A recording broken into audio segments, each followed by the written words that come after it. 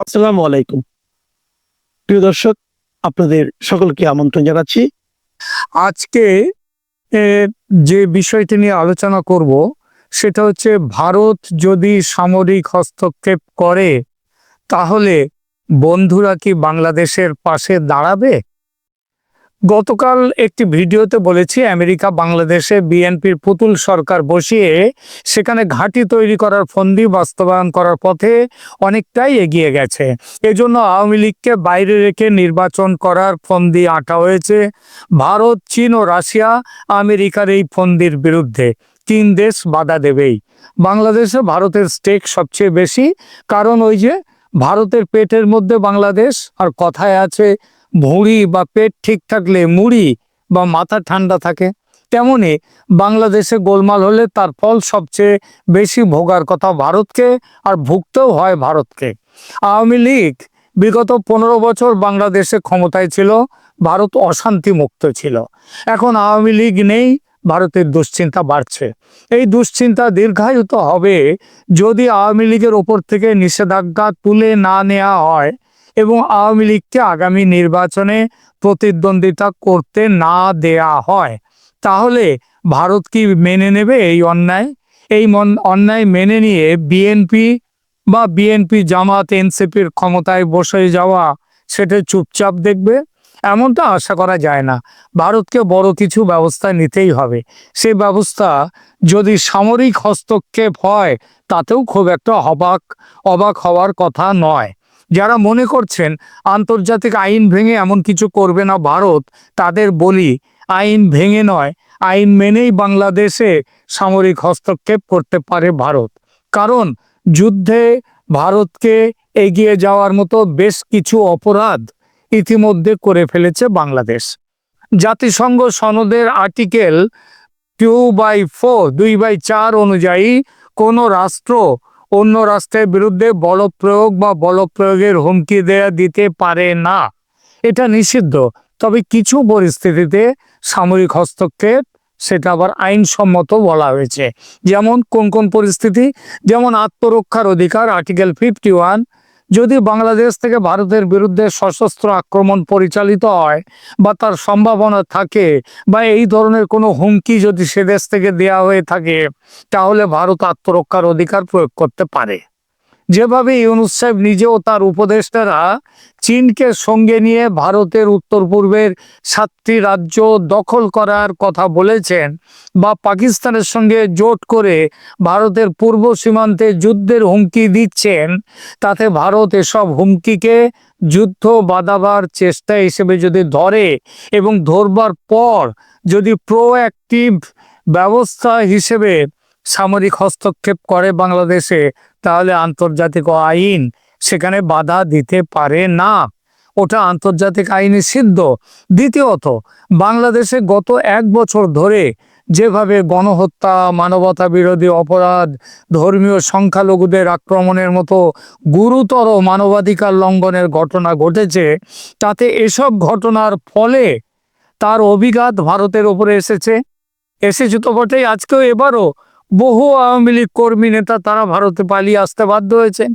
তো এসব ঘটনার ফলে ক্ষতিগ্রস্ত দেশ হিসেবে উপযুক্ত ব্যবস্থা নেওয়ার অধিকার ভারতের আছে। ধর্মীয় সংখ্যালঘুদের ওপর আক্রমণ ও তাদের দলে দলে দেশ ছেড়ে ভারতে চলে আসার ঘটনা গত কয়েক দশক ধরে চলছে। সুতরাং এটা যাতে না হয় তার জন্য উপযুক্ত ব্যবস্থা হিসেবে সামরিক হস্তক্ষেপ করতেই পারে ভারত, এবং সেটা আবার বলছি আইন সিদ্ধ। এরপর আছে আনউইলিং অর আনএবল বা অনিচ্ছুক ও অক্ষম মতবাদ। এই মতবাদটা কি? এই মতবাদ অনুযায়ী যদি বাংলাদেশ সরকার তার ভূখণ্ড থেকে ভারতের বিরুদ্ধে পরিচালিত সন্ত্রাসী কার্যক্রম বন্ধ করতে অনিচ্ছুক বা অক্ষম হয়, তাহলে ভারত আত্মরক্ষামূলক ব্যবস্থা হিসেবে সামরিক পদক্ষেপ নিতে পারে। ইউনূস সরকার ক্ষমতায় আসার পর থেকে যেভাবে জঙ্গিদের ঢালাও মুক্তি দিয়েছে, তাতে ভারতে নাশকতামূলক কাজকর্ম বৃদ্ধির বড় সম্ভাবনা দেখা দিয়েছে এবং তার কিছু কিছু ইতিমধ্যে দেখা গেছেও। এই পরিস্থিতিতে দেশের বা নিজের দেশের সুরক্ষা নিশ্চিত করতে ভারত সামরিক হস্তক্ষেপ করার অধিকারী। অপারেশন সিন্দুরে ভারত যে পাকিস্তানের সামরিক হস্তক্ষেপ করেছিল সেটা তো এই কারণেই, এবং বলে দিয়েছে যে ভারতের মাটিতে যদি কোনো রকমের জঙ্গি আক্রমণ হয় বাইরের কোনো দেশের পক্ষ থেকে, তাহলে ভারত সেটাকে যুদ্ধ ঘোষণা হিসেবে ধরবে। 2024 সালের আগস্টে শেখ হাসিনার সরকারের পতন এবং মোহাম্মদ ইউনূসের নেতৃত্বে অন্তর্বর্তীকালীন সরকার গঠনের পর দুই দেশের সম্পর্কে যথেষ্ট জটিলতা দেখা দিয়েছে। বিশেষ করে চীন ও পাকিস্তানের সঙ্গে জোট বেঁধে এবং সম্প্রতি আবার তুর্কির সঙ্গে বিভিন্ন সামরিক সমঝোতা করে বাংলাদেশ ভারতের বিরুদ্ধে একটা যুদ্ধ পরিস্থিতি তৈরি করেছে। এরই মধ্যে আমেরিকার কাছাকাছি হওয়ার ফলে বাংলাদেশ নিজেকে শক্তিশালী ভাবতেও শুরু করেছে। বাংলাদেশে এখন একটা খবর খুব চাউর হয়েছে। একজন ইউটিউবার, সম্ভবত উনি হচ্ছেন আবুল হাসনাত মিল্টন সাহেব, তিনি সেনাবাহিনীর এক কর্তার জবানিতে জানিয়েছেন জেনারেল ওয়াকারুজ্জামান নাকি তাকে বলেছেন ভারত যদি বাংলাদেশ আক্রমণ করে তাহলে পাকিস্তান ও আমেরিকা নাকি বাংলাদেশের পাশে এসে দাঁড়াবে। একটা জিনিস লক্ষ্য করেছেন, চীনের নামটা কিন্তু উচ্চারিত হয়নি। বোধহয় নতুন রাজনৈতিক পরিস্থিতিতে ভারত চীন কাছাকাছি হওয়াতে চীনের নাম নেননি সেনাপ্রধান। এখন দেখা যাক আমেরিকা ও পাকিস্তান কতটা সুরক্ষা দিতে পারবে বাংলাদেশকে, আমরা একটু সেইটা দেখি। আমেরিকা ঘরের পাশের দেশ নয়, তাদের সেনাঘাঁটি তৈরি আছে যদিও সারা পৃথিবী জুড়ে, কিন্তু তা থাকলেই বা কি হবে? 3 বছরেও কি ইউক্রেনের সঙ্গে যুদ্ধে রাশিয়াকে হারাতে পেরেছে? ইউরোপ আমেরিকা মিলে মদদ দিয়েও রাশিয়াকে তো দমন করতে পারেনি। ভারতেও তারা কিছু করতে পারবে না। আমেরিকা অস্ত্র বিক্রি করবে বাংলাদেশকে, যুদ্ধ যদি বাধে ভারতের সঙ্গে বাংলাদেশের, তার জন্য অস্ত্র বিক্রি করবে বাংলাদেশকে। আবার সেই অস্ত্র বিক্রির দাম কিন্তু, অস্ত্রের দাম কিন্তু গুনে গুনে ডলারে মেটাতে হবে। তুর্কি ড্রোন দেবে, তার দামও মেটাতে হবে। আমেরিকার বা তুর্কির সেনা এসে বাংলাদেশের হয়ে লড়াইয়ে নামবে না। চীন কিছু নতুন অস্ত্র বিক্রি করবে, এটা ঠিক। ভারতের সঙ্গে নতুন তৈরি যে সুসম্পর্ক হয়েছে তার জন্য আবার চীন সেটাও না করতে পারে, অন্তত এখনকার মতো যদি এখন যুদ্ধ বাঁধে। বাকি থাকলো কেবল পাকিস্তান। তারা গত মে মাসে অপারেশন সিন্দুরে যেভাবে নাস্তানাবুদ হয়েছে তাতে মুখে যতই বুকনি ঝাড়ুক মাঠে নামবে না।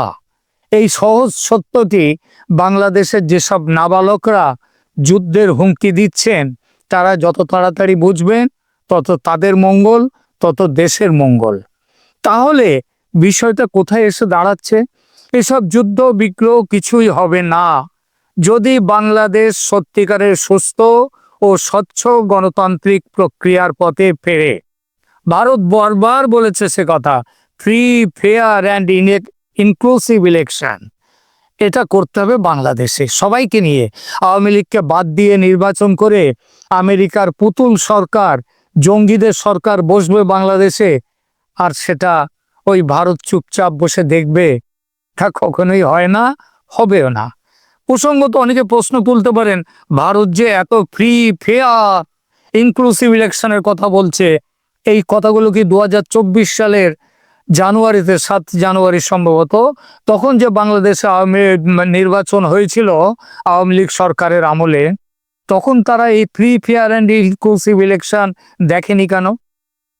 তার কথা বলেনি কেন? এটা অনেকে বলতেই পারে, কারণ বাংলাদেশে একটা প্রচার আছে যে আওয়ামী লীগ সরকার নাকি তাদের যে নির্বাচনগুলো করেছে সব জাল করেছে, অস্বচ্ছ নির্বাচন বলে সেগুলোকে দাগিয়ে দেয়া হয়েছে। জনগণের রায়ে এইগুলো যে দাগিয়ে দেওয়া হয়েছে অস্বচ্ছ বলে, জাল বলে, এবং তারপরে জনগণের রায়ে গঠিত সরকারকে এই যে গায়ের জোরে তাড়ানো হলো দেশ থেকে, এবং যেসব বিদেশি শক্তি এই কাজে তাদের মদত দিয়েছে তাদের উদ্দেশ্যে কয়েকটি কথা বলে আমি শেষ করব এই প্রতিবেদনটা। দেখুন, বলা হয় যে বাংলাদেশে সবাইকে নিয়ে নির্বাচন করেনি আওয়ামী লীগ, সবাইকে নিয়ে সবাইকে নিয়ে হচ্ছে বাংলাদেশে যে জামায়াতে ইসলামী তাদের নিবন্ধনই বাতিল ছিল, তারা সেখানটায় হতে পারেনি, তারা করতে পারেনি, নির্বাচনে যেতে পারেনি। কিন্তু তার আগে যখন সেটা তারা ক্ষমতায় ছিল, যখন বিএনপির সাথে জোট করে তো ভোট করেছে এবং ক্ষমতায়ও বসেছে। আর বিএনপি 2024 সালের ইলেকশন তারা বয়কট করেছিল, আওয়ামী লীগ তাদের বাদ দেয়নি। তাহলে আন্তর্জাতিক নিয়ম কানুন অনুসরণ করে আমরা দেখি তো সেই সময় বাংলাদেশে কিরকম নির্বাচন হয়েছিল, সেইটা আমরা একটুখানি চিন্তা করে দেখতে পারি যে এই নির্বাচনটা কিভাবে হয়েছিল বাংলাদেশে। একটা কথা খুব চলে, সেটা হচ্ছে 2024 সালের বাংলাদেশে যে ওই 7ই জানুয়ারি যে সংসদীয় নির্বাচন হয়েছিল, ওটা নাকি জাল, ওটা নাকি অবৈধ, ওটা নাকি জালিয়াতির নির্বাচন, ওখানে খুব কম মানুষ ভোট দিয়েছেন, ইত্যাদি ইত্যাদি। 40% 41%-এর মতো মানুষ সেখানে ভোট দিয়েছেন। এইটা নিয়ে তো প্রচুর অপপ্রচার আছে। আমি বলবো অপপ্রচার কেন, অপপ্রচার কথাটা বলছি সেটা দুই একটা কথার মধ্যে সেটা বলে আমি আমার এই আলোচনাটা শেষ টানবো। এটা দেখাবার জন্যে যে ভারত সেই সময় যে এখন যে free, fair and inclusive election কথা বলছে ভারত, সেটা আওয়ামী লীগের সময়ও সেই একই নির্বাচন কিন্তু হয়েছিল। কিরকম ভাবে হয়েছিল তার একটা আন্তর্জাতিক যে খবরাখবর সেটা দিচ্ছি। 2024 সালে বাংলাদেশ সংসদীয় নির্বাচনে 150 জন আন্তর্জাতিক পর্যবেক্ষক অংশগ্রহণ করেছিলেন, যারা 35টি দেশ থেকে এসেছিলেন। এদের বেশিরভাগই নির্বাচনকে স্বচ্ছ ও বৈধ বলেছিলেন। আমেরিকার পর্যবেক্ষক দলে ছিলেন জিম বেটসকে, তিনি সাবেক মার্কিন কংগ্রেসম্যান এবং ইউনাইটেড স্টেটস বাংলাদেশ ফ্রেন্ডশিপ গ্রুপের তিনি সহ প্রতিষ্ঠাতা। তিনি বলেছিলেন কি 2024-এর ইলেকশন সম্পর্কে, বলেছিলেন অত্যন্ত শান্তিপূর্ণ, স্বাধীন ও নিষ্পক্ষ। এছাড়া আরেকজন আমেরিকান তিনি এসছিলেন পর্যবেক্ষক হিসেবে, তার নাম হচ্ছে আলেকজান্ডার বি গ্রে। তিনি ছিলেন আমেরিকান গ্লোবাল স্ট্র্যাটেজিজের সিইও।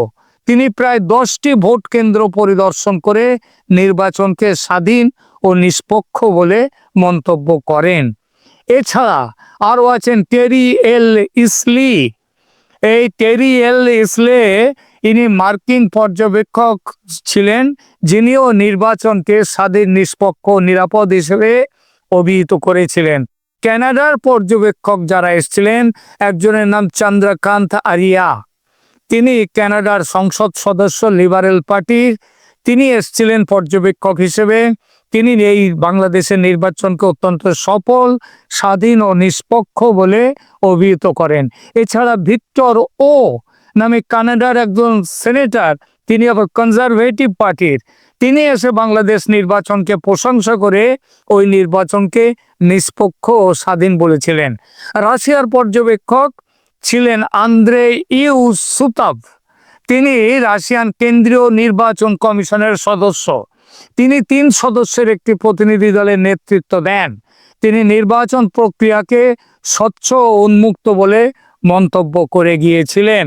এছাড়া প্যালেস্টাইন তার পর্যবেক্ষক ছিলেন হিসাম কুহাইল।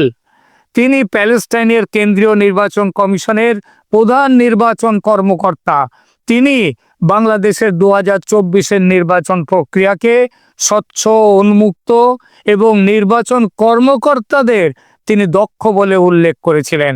আরও আছে সাউকেট মোসেলমানে, তিনি ছিলেন অস্ট্রেলিয়ান রাজনীতিবিদ, নিউ সাউথ ওয়েলস লেজিসলেটিভ কাউন্সিলের সাবেক সহকারী প্রেসিডেন্ট।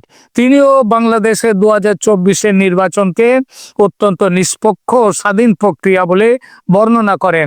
অস্ট্রেলিয়ার আর একজন পাওলো কাসাকা, তিনি দক্ষিণ এশিয়া ডেমোক্রেটিক ফোরামের নির্বাহী পরিচালক এবং সাবেক ইউরোপীয় সংসদের তিনি সদস্য ছিলেন পর্তুগাল থেকে। তিনি ভোটদান পদ্ধতিতে অত্যন্ত ইতিবাচক দৃশ্য দেখে মুগ্ধ হয়েছেন বলে জানান। মার্টিন ডে, তিনি স্কটিশ ন্যাশনাল পার্টির সংসদ সদস্য, যিনি ভোটদানের দিনে কম ভোটার উপস্থিতি ছাড়া বাকি সব কিছুকে প্রশংসা করেছিলেন। মোহাম্মদ মুসা নাজি, ইনি গাম্বিয়া হাই কমিশনের প্রতিনিধি। সাকির মাহমুদ বান্দার, ইনি হচ্ছেন অর্গানাইজেশন অফ ইসলামিক কোঅপারেশন মানে ওআইসি, সেই ওআইসির তিনি নির্বাচন ইউনিটের প্রধান ছিলেন। আবাদি হাকিম মুয়াল্লিয়াম, তিনি আরব পার্লামেন্টের সদস্য। এরা সবাই বলেছিলেন যে বাংলাদেশের 2024-এর ভোট স্বচ্ছ হয়েছে। প্রশ্ন উঠতে পারে এই যে এত কম ভোট কেন হলো? কম ভোট হলো কারণ কিছু দল সেখানে বয়কট করেছিল, কিছু দল তাদের নির্বাচনে প্রতিদ্বন্দ্বিতার অধিকার ছিল না। সেই জন্যে এখন কিছু দল, নিশ্চয়ই কিছু লোক আবার প্রশ্নও তুলেছিল।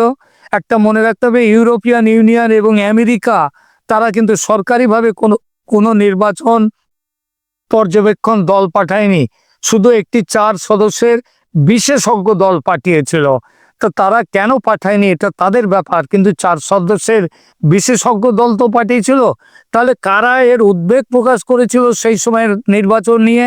সেটা হচ্ছে জাতিসংঘের মানবাধিকার হাই কমিশন, তারা এর নিয়ে উদ্বেগ প্রকাশ করেছিলেন।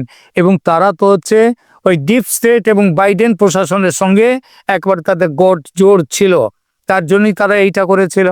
আর কিছু মানবাধিকার সংস্থা তারা করেছিল, কিন্তু রাষ্ট্র হিসেবে কোনো রাষ্ট্র, বেশিরভাগ রাষ্ট্র, বললাম না 35টা দেশের 150-র উপরে পর্যবেক্ষক এসেছিলেন, তারা সার্টিফিকেট দিয়ে গিয়েছেন। আজকে সেদিন হাসিনার দল সেখানটা নির্বাচন করেছিল আর বিএনপি নির্বাচন বয়কট করেছিল। তার কারণ হচ্ছে তারা বলেছিল যে এই নির্বাচন ওই কেয়ারটেকার সরকারের অধীনে করতে হবে। সেটা হাসিনা করেননি, তার জন্য ভারতও কেয়ারটেকার সরকার করে কোনোদিন নির্বাচন হয়নিও। তাই বলে কি ভারতের নির্বাচনের বিরোধীরা হেরে গেলে বলবেই, আবার জিতলে আবার সেই বিরোধীরাই বলবে, যখন জেতে তখন বলে না ঠিকঠাক ছিল। সুতরাং ভারত চিরকালই বলেছে free, fair and inclusive election, এবং এর আগে আওয়ামী লীগও কিন্তু সেটা করেছে। তারপরেও যে ভারত তাহলে এই যে নতুন করে দাবি জানাচ্ছে যে আওয়ামী লীগকে নিয়ে নির্বাচন করতে হবে, তার পেছনের কারণ এইটাই। এবং যদি সে নির্বাচন না হয় তাহলে যে বিষয় নিয়ে শুরু করেছিলাম আলোচনা সেইটাই হবে। সেটা হচ্ছে প্রয়োজনে ভারত সামরিক হস্তক্ষেপও করতে পারে বাংলাদেশে। বাংলাদেশ মনে করছে তার পাশে পাকিস্তান এসে দাঁড়াবে, আমেরিকা এসে দাঁড়াবে, কেউ দাঁড়াবে না। অস্ত্র বিক্রি করবে আমেরিকা, তুর্কি ড্রোন বিক্রি করবে, তার বেশি নয়, কেউ এসে দাঁড়াবে না। সুতরাং সাবধান, বাংলাদেশকে বাঁচাতে চাইলে অবিলম্বে ফ্রি, ফেয়ার অ্যান্ড ইনক্লুসিভ ইলেকশনের ব্যবস্থা করতে হবে। এখনকার মতো এখানেই রাখছি, ভালো থাকবেন।